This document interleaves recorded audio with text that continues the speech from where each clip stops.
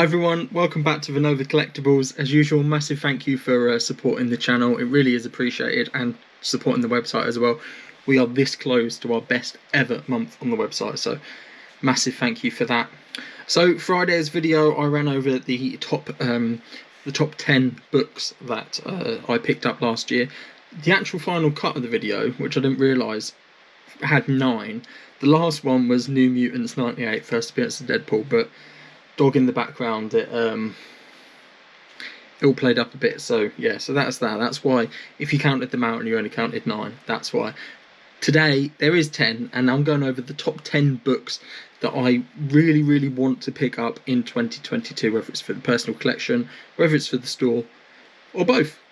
So yeah, please do drop a like if you do like the video, leave a comment, let me know what book you're looking out for this year, subscribe and check out our website. But without further ado, let's get diving in. These are in no particular order, and this isn't a list in terms of like a shopping list per se, just to me.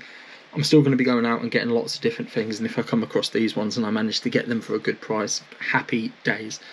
So first off, Batman Adventures number 12. This is the first comic book appearance of Harley Quinn. It is an absolutely glorious cover. It's not in DC continuity, that comes later on, but it is a gorgeous cover, and it is seen, rightly so, as the first comic appearance of Harley Quinn. Whether it's in continuity or not is pretty redundant, really.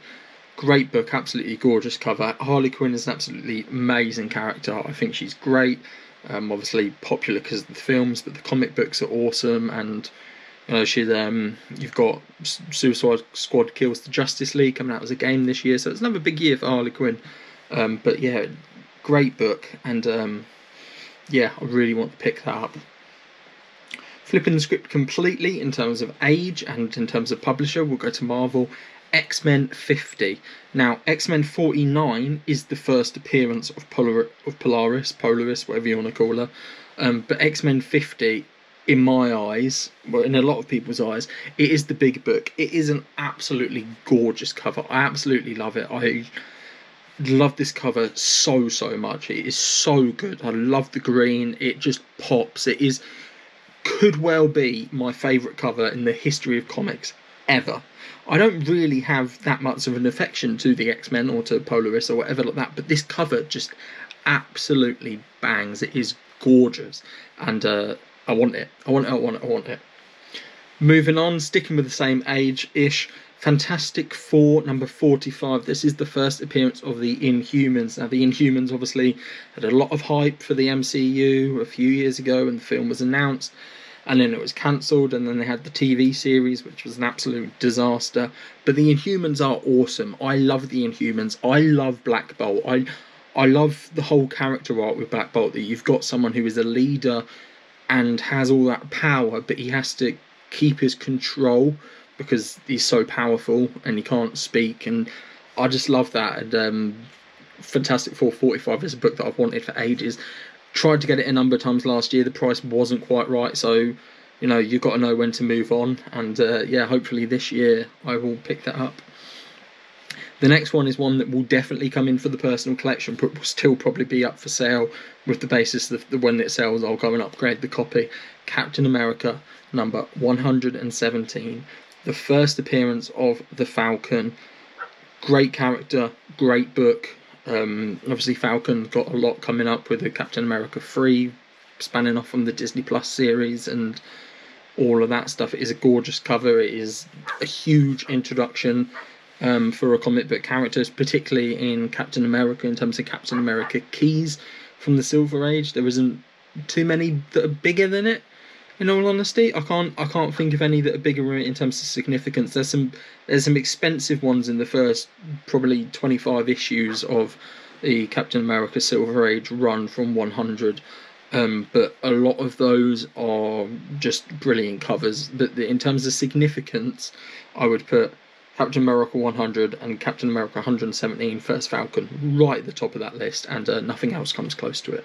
Moving on, I don't think I remember I mentioned at the beginning of the video, if there are any weird cuts, blame the dog. He was outside, which is where this cut up, he could come up and bark. But anyway, the second Fantastic Four book that we have on this list, Fantastic Four number 244. Now, In terms of significance, it's not the biggest Fantastic Four book out there by any means, but as a Nova collector, it's pretty big.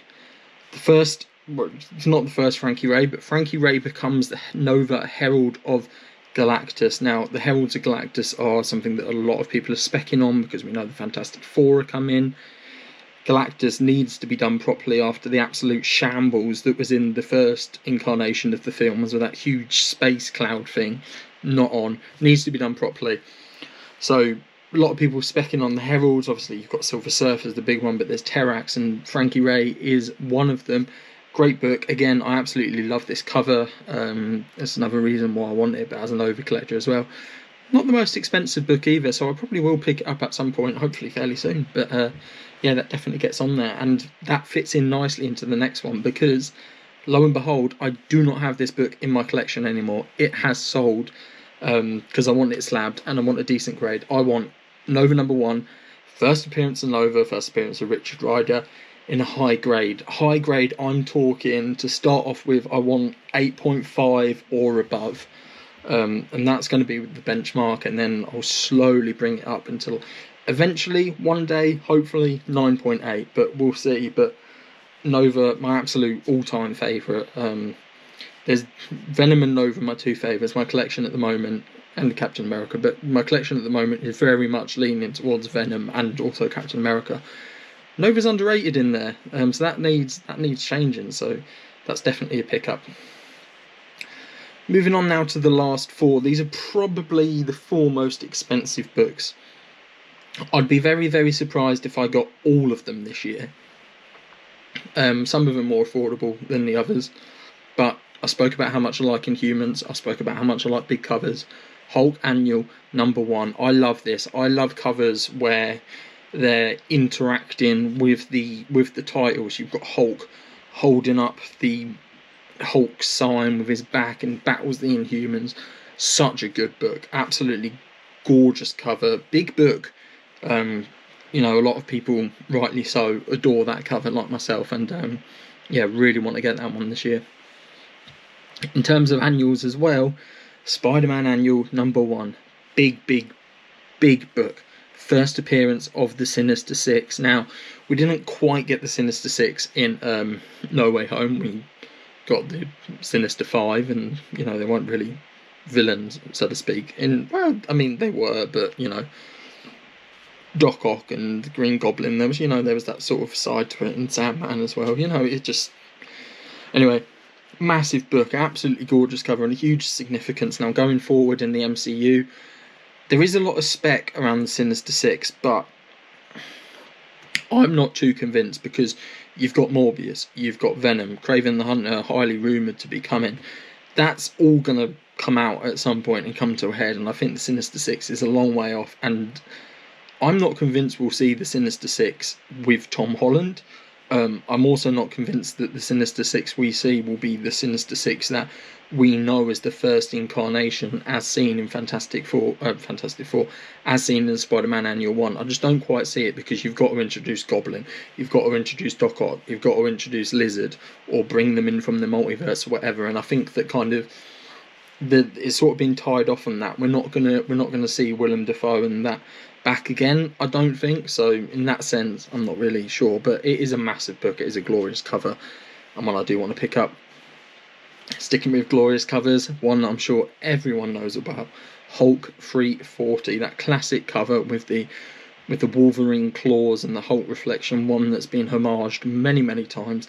It is a gorgeous book. It is a great cover. It can be a very, very expensive book, particularly in a 9.8. Not necessarily going for a 9.8, but you know, if I can get my hands on this book this year, absolutely glorious. That's what I want to do. And finally, again, one of the most iconic covers of Marvel Comics history, Silver Surfer #4, that classic battle with Thor, the Silver Surfer coming and the Thor's hammer. It is just glorious, and again on the Rainbow Bridge, it just pops in so many different ways, and you know, that's another big book that everyone loves, and it's another one that I would absolutely love to get my hands on. So yeah, that's my list of 10 books that I'd really like to get onto this year. Please do let me know in the comments which books you're looking to pick up this year, and what your collection goals are. And if you haven't already, like and subscribe. Really does appreciate it. It means so much, and it really does help. And check out the website vinova-collectibles.com. If I do get any of these 10 books, that's where they'll be available. So thanks a lot, guys, and I'll speak to you all next time.